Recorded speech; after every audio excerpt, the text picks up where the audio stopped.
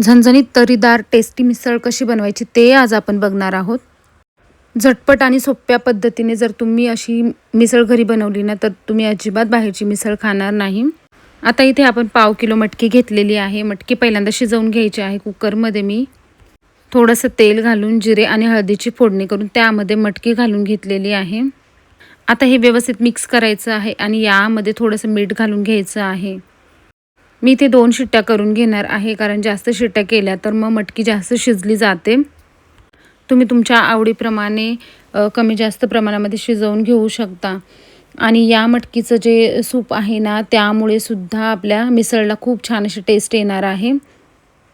अशा प्रकारे मटकी शिजवून घेतलेली आहे। आता एका भांड्यामध्ये मी हे काढून घेणार आहे आणि याच कुकरमध्ये मी मिसळला फोडणी देणार आहे। आता पहिल्यांदा आपल्याला मिसळसाठीचं वाटण बनवायचं आहे। त्यासाठी 3 चम्मच इतके धने मी भाजून घेतलेले आहे। त्यानंतर 2 चम्मच तीळ यामध्ये घालून ते पण आपल्याला भाजून घ्यायचे आहे। पहिल्यांदा आपल्याला हे साहित्य कोरडंच भाजायचं आहे। आता यामध्ये जवळपास 3-4 चम्मच इतका किसलेलं खोबरं घालून ते पण आपल्याला भाजून घ्यायचं आहे। यानंतर यामध्ये थोडंसं तेल घालून पुन्हा एकदा आपल्याला हे व्यवस्थित मिक्स करून भाजून घ्यायचं आहे। आता हे एका प्लेटमध्ये मी काढून घेत आहे। यानंतर पुन्हा एकदा 1 चम्मच इतकं मी तेल घालून घेतलेलं आहे। त्यानंतर इथे लसूण आपल्याला पहिल्यांदा थोडासा भाजून घ्यायचा आहे। लसणाचा कच्चेपणा जायला हवा। लसूण थोडासा भाजून होत आला की त्यामध्ये 1 मिरची मी इथे घालून घेतलेली आहे। यानंतर कांदा आपल्याला यामध्ये घालून व्यवस्थित मिक्स करून भाजून घ्यायचं आहे। मी इथे वाटणामध्ये कढीपत्तासुद्धा घालत आहे, तर कढीपत्तासुद्धा आपल्याला अशा प्रकारे ते भाजून घ्यायचं आहे। कांदा व्यवस्थित भाजला गेला, मऊसूत झाला की त्यामध्ये आपल्याला टोमॅटो घालून घ्यायचा आहे आणि पुन्हा एकदा बारीक गॅसवरती आपल्याला हे सर्व व्यवस्थित भाजून घ्यायचं आहे।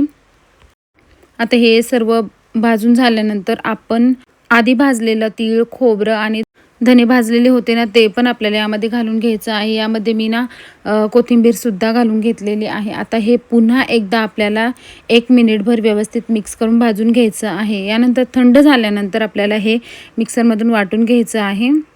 हे बारीक करण्यासाठी तुम्ही पाणीसुद्धा वापरू शकता, तर थोडंसं पाणी घालून आपल्याला हे छान बारीक करून घ्यायचं आहे। आता कुकरमध्ये मी तेल घालून घेतलेलं आहे।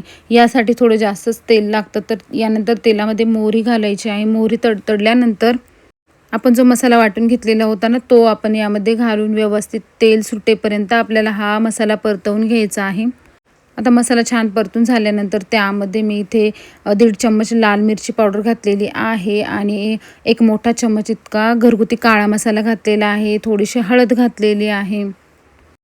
यानंतर मी यामध्ये कांदा लसूण मसाला घातलेला आहे 1 चम्मच इतका।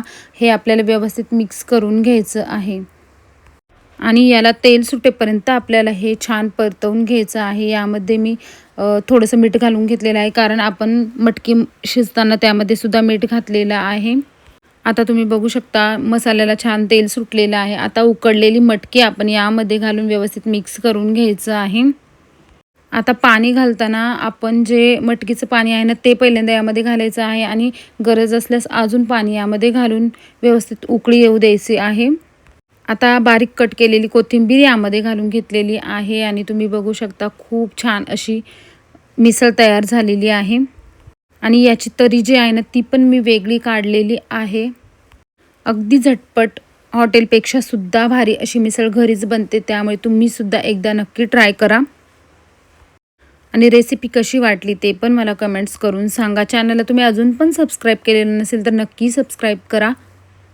ही मिसळ आपल्याला छान लिंबू, कांदा, पाव आणि फरसाणसोबत सर्व करायची आहे। खूप टेस्टी मिसळ बनलेली होती। तर पुन्हा भेटूया नवीन व्हिडिओमध्ये।